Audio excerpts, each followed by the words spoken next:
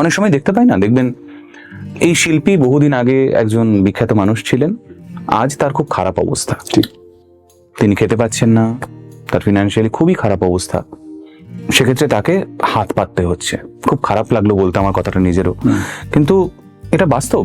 Basic need আর want, এই দুটো বিষয়কে আমাদেরকে খুব বুঝতে হবে। একটা হচ্ছে ডাল ভাত, একটা হচ্ছে বিরিয়ানি। সেইখানে দাঁড়িয়ে যদি আপনি নিডগুলোকে পূরণ করার পর ওয়ান্টের পিছনে যান, তাহলে ডেফিনেটলি আপনাকে আর্নিং, স্পেন্ডিং, আবার একটা স্পেন্ডিংয়ে যেতে হবে। সেই স্পেন্ডিংটা কিভাবে করবেন? ডেফিনেটলি আপনার বন্ধুকে বলতে হবে একটু জিপেতে 2000 টাকা পাঠাও, পরের মাসে দেখছি। পরের মাসে কিন্তু আবার আমাকে তাকে পে অফ করতে হবে সেই টাকাটা, কিন্তু আমার রোজগারের পর তো এক্সপেন্স করার পর আর নেই, তাহলে পরের মাসে আবার কোথা থেকে দেবো তাকে টাকাটা?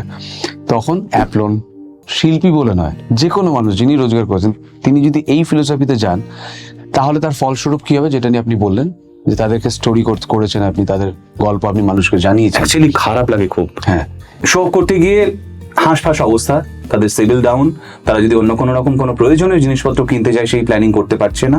এটা কেন হচ্ছে বলে মনে হয়? কত মানুষ রয়েছে এই সমাজে যারা হয়তো একটা নতুন জামা কিনতে পারছে না, এখন আমি রোজগার করছি কিনে যাচ্ছি, কিন্তু একটা সময় কিন্তু আমার রোজগার বন্ধ হবে, তখনও যেন সেম লাইফস্টাইলটা মেনটেন করতে পারি, তাই জন্য একটুখানি প্ল্যানিং এর দরকার।